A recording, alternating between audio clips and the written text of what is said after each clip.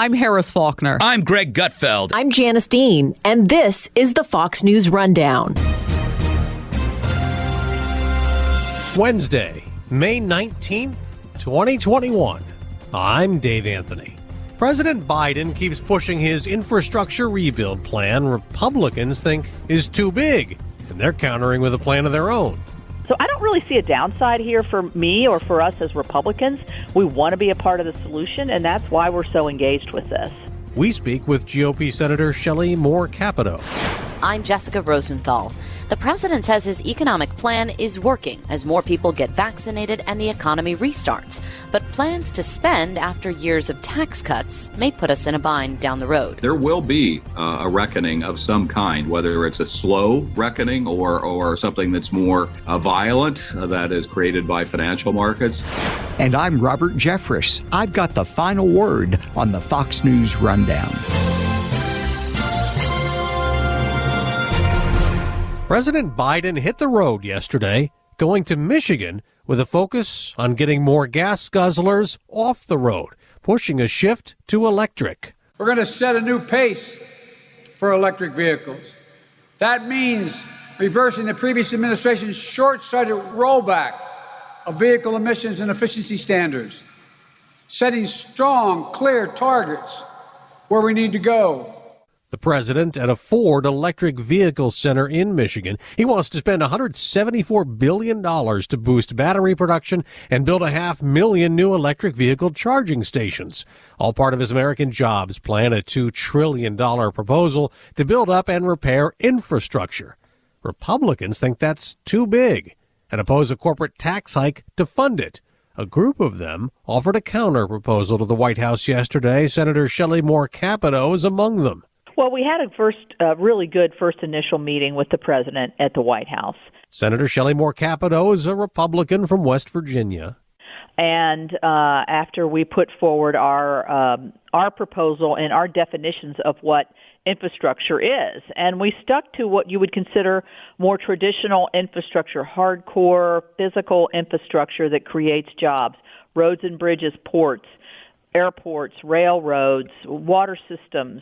We have broadband in there, too, because we all believe that's sort of definitionally another part of our infrastructure that's so essential.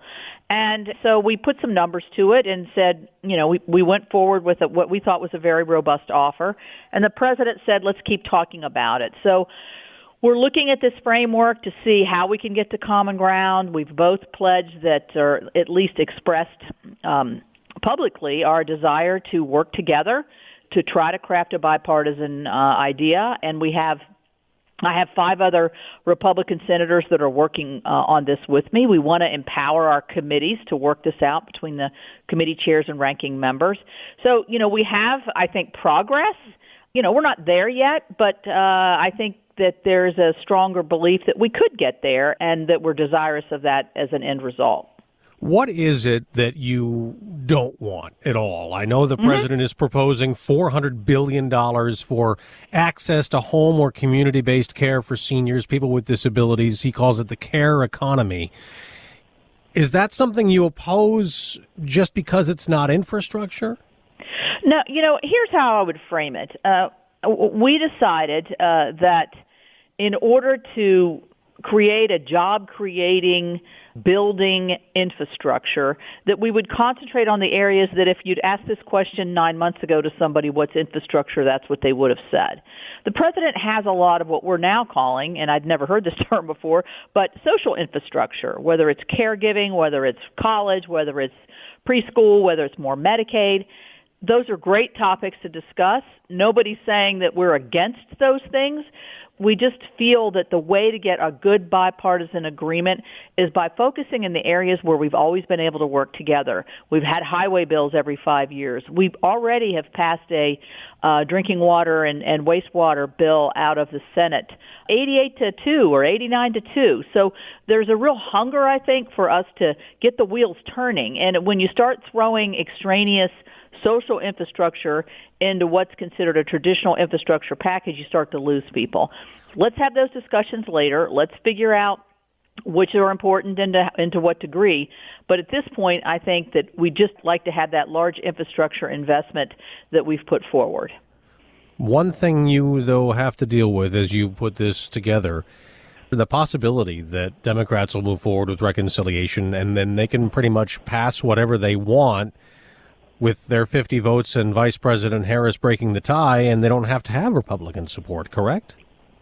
That is correct. And, they could do that today. And for some reason, they're not. Maybe it's a signal that they don't have 50 votes right now. Maybe it's a signal that the president, when he stood on the steps of the Capitol and reinforced a desire to be unified and representing all of the country, that he feels that he wants to fulfill that promise. He had a meeting with the big leaders, the four big leaders, last week, and in my talking with Senator McConnell, Senator McConnell, who's known him very long, said that he really feels that the president in his heart wants to reach an agreement with us, to move it along, but also to prove to the country that we are interested in working together. But, at any moment, they being the Democrats, could just turn and try to ram the whole thing down like they did with the COVID relief package, unfortunately, with 50 votes. And so I don't really see a downside here for me or for us as Republicans. We want to be a part of the solution, and that's why we're so engaged with this. If Democrats don't have 50 votes, it's possible that your West Virginia colleague, Senator Joe Manchin, a Democrat, might have issues with whatever they're proposing. Have you spoken to your colleague, Senator Manchin, about how sometimes, he may be sort of on the outside with Democrats on a few issues? Well, we speak every day almost, and we spoke already this morning over the phone. So we have a very large give and take. We're from a small state and have known each other a very long time. So that goes to our advantage, I think, as we're trying to craft a bipartisan agreement.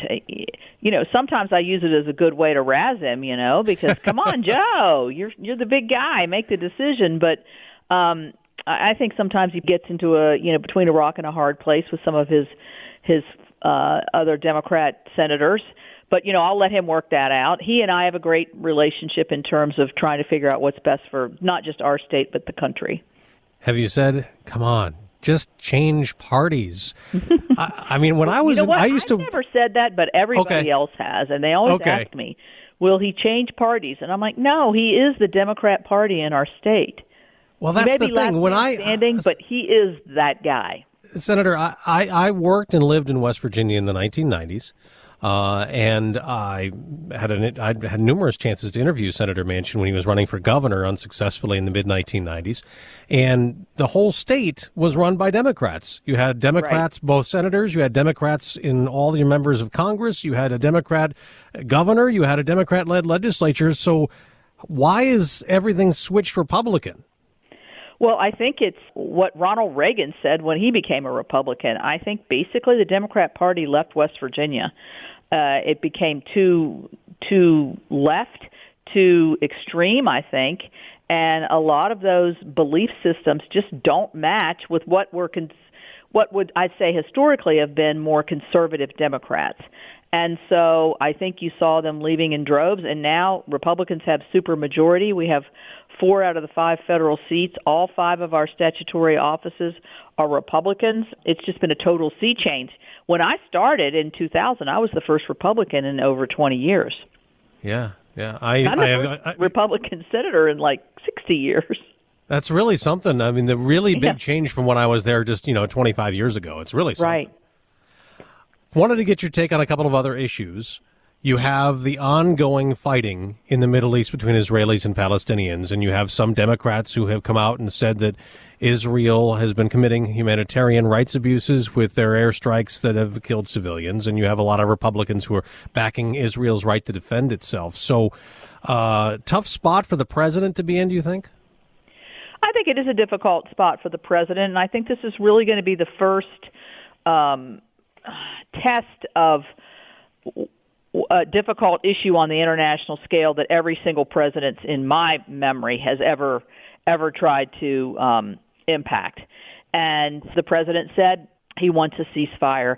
I think we all want to see, destruction and harm discontinued, but I firmly believe that Israel has the right to defend itself against terrorist organizations. I've been to Israel. We are unapologetically a friend and ally to Israel, and so I think we need to remain steadfast and committed to an important ally. But I think it appears as though the president is trying to kind of thread a needle here, and if there's anything we know about this situation, it's a very difficult needle to thread and probably impossible. January 6th, the attack on the Capitol, there is a push for this independent commission. The House is working on it to investigate. It's supposed to be bipartisan. The House Minority Leader opposes the legislation to set that up. So where are you on that? I think we have to be really careful in setting up a commission for January 6th to make sure that the parameters of the commission, and I know it's modeled after the 9/11 commission, but that the parameters of the commission can remain or do remain as apolitical as possible. Because, this is all about really targeting, I think, retargeting former President Trump and trying to discover and keep that issue alive in the electorate. And so I don't have an objection to us investigating what happened, the failures. We've had many committee meetings on discussing what were the failures that day. Why weren't we better prepared? But at the same time, I think it's got to stay out of the realm of politics if it's going to be successful. And I'm not convinced right now that that's the direction fully the direction, and that's probably why Kevin McCarthy is opposing it. But I think the 9/11 Commission was very useful in terms of steps going forward, and I think a commission on January 6th could be the same if it stays within the narrow parameters of achieving the goal of doing the investigation and keeping it out of the realm of the political as much as possible. Lastly, there have been, up to about somewhere around 60% of American adults have had at least one COVID vaccine dose. The mask guidance has come on, so a lot of people don't have to wear masks anymore. Are you optimistic, or do you still see this kind of battle where you also have a lot of these people who don't want to get vaccines, and that's sort of where we're running into now, a little less demand? I'm really, really very optimistic here. I think people are so excited to be freed from their mask. Now, I had a conversation yesterday morning where one of the people that I was talking with had a mask on, so I just asked. And he said, I've got somebody who has some really serious health conditions in my home. I don't want to, I just don't want to endanger them, so I'm opting to still wear my mask. Fine. I think that's a great decision for that particular person, but I think for the rest of us, let's get these masks off. The one thing I would say is I think it's very confusing guidance for the schools and the kids, and I'd like to see more clarification for that because I don't think they've fully. I think this came up so quick they just didn't fully consider all of the different people that are going to be impacted by this. You want kids back in school in the fall without masks, I assume? Absolutely. Absolutely. I mean, I got 7 grandchildren. I can see the stresses and strains. I don't have any that are teenagers yet, but I've heard anecdotally the junior high and high school students are really struggling mental health, not being able to see their friends or go to school or play their sports. Yes, let's get them all back in school. Senator Shelly Moore Capito, Republican from West Virginia, thank you very much for joining us. All right. Thank you.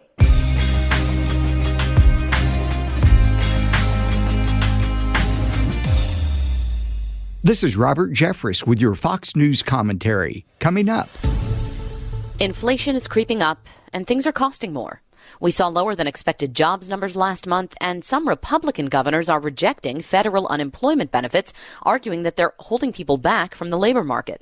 But is this an economy restarting after an unprecedented shutdown, or something more? The White House released a memo Tuesday on the current economic picture, and in it, the administration argues the president's economic plan is working. It ends by saying that spending and investing now in infrastructure and human capital will lead to growth in the future. The president highlighted his spending plans at a Ford electric car plant in Dearborn, Michigan, promising to invest more in infrastructure for electric cars and research and development, especially in technology, as he pushed his spending plans. We know these kinds of federal investments work. It was the Defense Department and NASA that got the modern semiconductor industry on its feet decades ago. We started it. Your tax dollars. The White House memo on the economy also said unemployment claim data is volatile, but they see a downward trend, and that supply chain bottlenecks and supply and demand imbalances are temporary. As for any disappointment with jobs numbers, the memo says Americans want to work, and that available data suggests any holdup in returning to the workforce is COVID-related. For now, as we wait to see what of the president's spending plans get through Congress, we can still expect an expanded child tax credit in July, and there's some debate about a possible fourth round of stimulus money. Yeah, I don't know. I think there may be some people who are pressing for that, but I think it's a little difficult to make that case broadly right now. Mark Hamrick is senior economic analyst for Bankrate.com. There probably is still going to be a component of our nation or our communities that are struggling mightily to get by. But, a big part of what happened earlier was also meant to be sort of a macro stimulus or macroeconomic relief piece to basically keep the unemployment rate. Think about then Treasury Secretary Manchin talking about the fear of having a 25% official unemployment rate when he was talking about that about this time a year ago. And so multiple rounds of legislation helped to avert that. And so now, as we know, the outlook for the U.S. economy, at least in terms of growth this year, is quite strong. And so that's not to say that there aren't plenty of people continuing to be hurting out there. But in terms of addressing the strength of the overall U.S. economy, I think that ship has essentially sailed at this point. How do you think the latest jobs numbers factor into deciding whether or not more stimulus should go out? Well, I would say it should not. The reason being is that we don't want to make a trend out of 1 month set of numbers. Now, if we get the next round of economic data covering the month of May, which obviously would come out in early June, if that comes up well short of expectations, then we believe that something new and truly different is happening. But I really want to caution people from drawing too much importance out of 1 month's numbers. As we speak, and we talk more about this later, I'm sitting in downtown Washington, D.C., where I really haven't been for more than a year. And there are a lot of businesses that have been shuttered down here, including one of the biggest food courts in downtown D.C., gone essentially forever, or at least until somebody starts a new business there. And so even as we sort of say, we put the worst of this experience behind us, whether you look at COVID cases, deaths, or heightened unemployment and new claims for unemployment benefits, there has been a lot of disruption and destruction. And one of the comparisons or analogies I like to make is, if you think about March and April of last year, we lost 22 million jobs. We had not experienced anything like that in our lifetimes. And basically what you're doing is throwing 22 million puzzle pieces up in the air, having them to be picked back up, and you're trying to place them back together. But the reality is the economy's moved on in the meantime. And so what you're actually doing is recutting those puzzle pieces, and you don't know what the puzzle looks like anymore. Interesting. It sounds like you're saying we do need a little bit more time to see how this all shakes out, really, with all these changes. I want to ask you about unemployment benefits, how they factor in, because we keep hearing, competing narratives. Some people say, well, it's just been too much. People aren't going back to work, right? And you're saying these were maybe one-off numbers. Let's hold on a bit. This was just 1 month. But governors of several states are now rejecting these unemployment benefits from the federal government. We see other people and polls and research also say, well, look, some people aren't going back. Women left the workforce in droves. They might be taking care of family. People might still be worried about COVID. That there are a number of other things than just these federal unemployment benefits that are keeping people away from the workforce. What's your sense? Is it sort of both, or is it one or the other? Well, it's not a question of both, because you mentioned more than two things, right? So, so first of all, it's a lot of different things happening all at once. And I would say that for those governors that are seeking to do that, it is an interesting way to proceed, because it's not as if they have data that says, let's say 10% of the people who are on unemployment benefits are doing so because they don't want to return to work. There is no data on that. And so essentially it is a political response to the rising tide of voices of business operators who say we're having a difficult time finding workers. And therefore, the response to that in many quarters has been to say, okay, we need to cut extended and heightened benefits off. I think the reality is that there, as you wisely led in with the question, there is a variety of explanations. And, we know from, what we see in the society, as well as the surveys we've done at Bankrate, other surveys, that there is vaccine hesitancy. We know that some people don't trust the science. We know that some don't intend to get vaccines at all. And then, look, if you're in a public-facing job but you don't trust the vaccine, does that mean that you just don't think it's acceptable to do under any case in terms of going back to work? And yes, the child care piece is a real problem. So yes, there are multiple reasons to possibly explain what's been happening. And the other part is, I just like to go back to the fact that, we didn't have a template for closing down the economy, when we did that over a year ago. And so there's not really a template for reopening it either.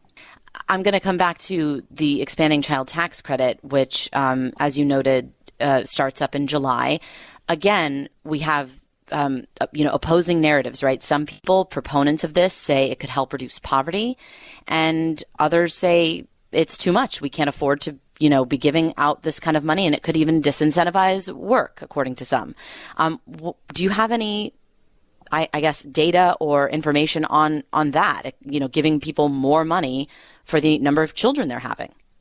Well, depending on whether you look at our Bankrate surveys or the household pulse survey from the Census Bureau, or the survey of household finances that came out from the Federal Reserve just this week, all of those point to significant numbers of households that had some interruption or loss of income during the downturn. At one point, the household pulse survey indicated that about half of households had lost some income during this recession and downturn. And so the data suggests that I've seen more along the lines of reporting and other research. It does indicate that this should lift, let's just say all this taken together, should lift millions of people and families out of poverty in the near term. And, the elected officials in Washington will be left to decide whether they want to try to look at some of these solutions for the longer term. All of this spending, it has to come from somewhere, right? We know the president wants to raise taxes on those making more than $400,000, but unless and until that happens, are we currently just adding to our debt right now? Well, of course, yeah. Debt and deficits have been exacerbated for years now, whether it was the tax cut of 2017 and then, everything that happened during the pandemic. So, yeah, we've gone further into debt to the trillions of dollars. And, there was a time where it was conservative Republicans in this country were looking to hold the line on spending and to have some fiscal responsibility, but that largely seems to have gone by the wayside. And I think it's unfortunate because, years ago when we would have, hearings on legislation where we would seek to shine a spotlight and sunlight on the impacts of legislation, there would be, a very diligent process about how do we best raise the money through tax revenues and how do we best be mindful of the need to be prudent with taxpayer dollars. And that doesn't really seem to be present in the discussion in our federal government these days. And I would say that members of both parties are responsible or lacking responsibility for that. And there will be a reckoning of some kind, whether it's a slow reckoning or something that's more violent that is created by financial markets well down the road. I don't question whether we needed to spend to get out of this essentially disaster that we had over the past year.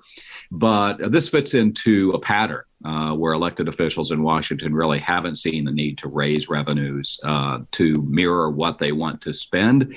And that goes along the lines of that which cannot go on forever does not. And so we'll just have to see how that resolves itself or not. Heading into the summer, what are you looking at as you look at numbers, as you look at us sort of maybe hopefully putting this pandemic behind us? What are you going to be keeping your eye on? Is it like continuing inflation? Is it the jobs numbers? Is it something else? Well, I don't get to put blinders on. I need to watch all the things that are sort of in the over the hood of the would-be car here. And clearly, inflation is the story that's sort of gotten in our face here lately. But I do think that between the labor shortages, the shortages of supplies, the supply chain constraints that really have raged since December of 2019 when things began to shut down in China. We thought it would be restricted to there. Well, we had that wrong once again. And now we have it on everything from the housing market to automobiles to corn. But I would say that, this is to some degree the price of reopening an economy that was largely shut down. And so as you crowd in, so to speak, to a restaurant to try to get a reservation, effectively there's a price to pay for that. And there's going to be a price to pay for gasoline and airline tickets and all those things. The real question is, what does it look like in 2022 and 2023? And, the Federal Reserve basically says, move along. There's nothing to see here. But I'll guarantee you, if there's a bigger inflation problem than what the Fed bargained for down the road, they have a known set of responses to that include eventually raising interest rates. And that is a risk sooner rather than later. Mark Hamrick with Bankrate, thank you so much for your time. My pleasure. Thank you for having me, Jessica.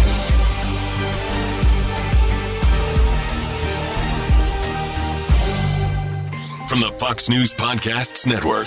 I'm Ben Domenech, publisher of The Federalist, and I'm inviting you to join a new conversation with the smartest thinkers out there about the country and where we're going. Subscribe to the Ben Domenech Podcast. Subscribe and listen now by going to foxnewspodcasts.com. It's time for your Fox News commentary. Robert Jeffress. What's on your mind? Relations between Israel and Palestinians have deteriorated recently into a bitter and explosive conflict. This issue resonates with me personally. I was at the White House when President Trump announced the historic Abraham Accords, and later when these documents were signed. I was also invited to pray at the opening of the U.S. Embassy in Jerusalem, a world historic event that took place 3 years ago this week. I believe the Accords and the embassy opening were key milestones of political, moral, and biblical significance. Hopefully, all people of faith could agree that peace is the only righteous goal for war. The only reason any country should pursue war is in order to secure peace and protect its citizens. Although war should never be a goal, military actions may sometimes be necessary to preserve the peace and protect innocent life. When we evaluate any actions between Israel and Hamas, we must keep in mind an important distinction between the two.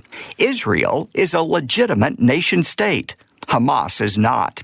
Hamas is a terrorist organization.